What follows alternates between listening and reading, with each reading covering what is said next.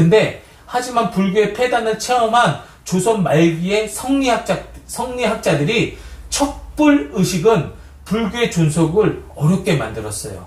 그럼에도 불구하고 불교가 근근히 명맥을 유지한 데는 조선시대의 근본적인 유교, 말 그대로 유교가 정치적인 이론이 되면서 도덕적이었지만 종교 역할을 감당하지 못했기 때문이었고, 또 당시 정부에 대항하지 않으면서 불교의 존재를 보존한다는 소극성이 존속을 가져왔던 것으로 보여지는 것입니다.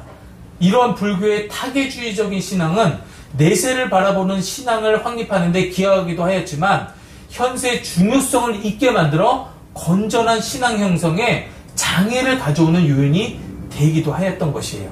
그래서 결국 불교는 우리 민족의 정신 바탕에 깊이 뿌리 내리지 못하고 오히려 어때요? 세속화가 되어버렸던 것을 우리가 알 수가 있습니다. 그래서 조선의 건국 이념인 유교 사상은 말 그대로 치국, 나라를 다스리는 원리가 되었던 것이에요. 유교 사상은.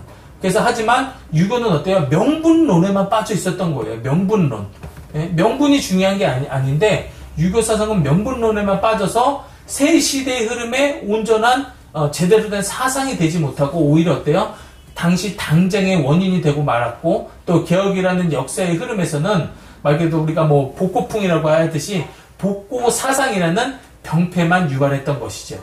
그래서 유교가 나라의 통치의 원리로서 이미 그 한계가 드러나고, 또 새 시대의 흐름은 민족들의 요구에 맞춰주지 못하고 있었던 것이에요. 그래서 현신주의로 인한 양반들의 출세 지향과 또 이기적인 가족중심주의 때문에 개인 중심의 창의성을 오히려 박탈하고, 또 체면, 또 형식을 중요시하고 지나친 효를 강조하고 있었던 것인 거죠.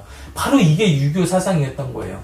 그래서 그로 인해서 보수적인 또 보수적이고 권위의식으로 인해서 많은 문제가 생긴 것입니다. 그래서 존스 선교사가 유교를 이렇게 얘기를 했어요. 왜냐면 과거의 종교로 오히려 얘기를 하면서 급변하게 변하고 있는 사회적 현실 속에 적응을 못하는 종교로 한계가 있다라고 얘기하고 있어요. 근데 유교는 종교는 아니죠. 어떤 유교 사상이 많이 우리나라의 조선시대에 어떤 나라를 다스리는데 가장 중요한 역할을 했던 것이죠. 그래서 유교가 고대 한국인들에게 법과 질서를 심었다는 점에서는 그 공로는 분명히 인정해야 되는 것이죠. 그러나 유교는 지금 굉장히 복잡하게 진행되어 있고, 또 현대 산업과 또 그 과정과 새롭게 등장하는 도시 생활에 적합한 윤리적인 메시지를 주지를 못하고 있어요.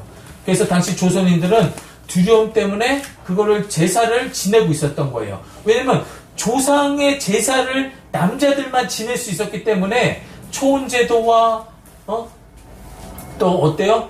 후처제도가 생겨났고, 또 그 결과 여성들이 본래적인 권위와 지위가 손상되었던 것이에요. 그래서 유교는 장례 절차와 형식적인 곡을 위해서 막대한 비용을 쓰게 만들었고, 너무나 많은 가정 경제를 파탄 지경에 만들었던 것이에요.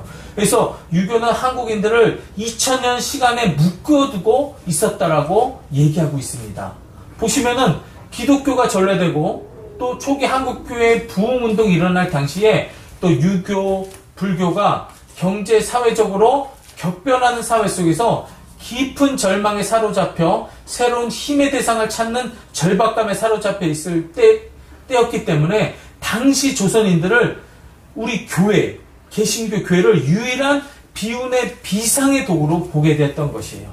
그래서 살펴본 대로 비인격적인 신들의 공포가 되었던 샤머니즘, 그리고 당시 조선 땅에 깊이 박혀 있었고 그들을 숭배해야만 생사화복이 주장된다고 믿고 있었고, 또 불교가 중국을 통해서 들어왔고 당시 조선의 이관은 명분에만 빠져 있었고, 하지만 당시 암울했던 시대적 상황에서 기독교가 전파되고 민족들에게 희망과 셈을 싣게 되는 아주 중요한 계기가 되었던 것을 볼 수가 있는 것입니다.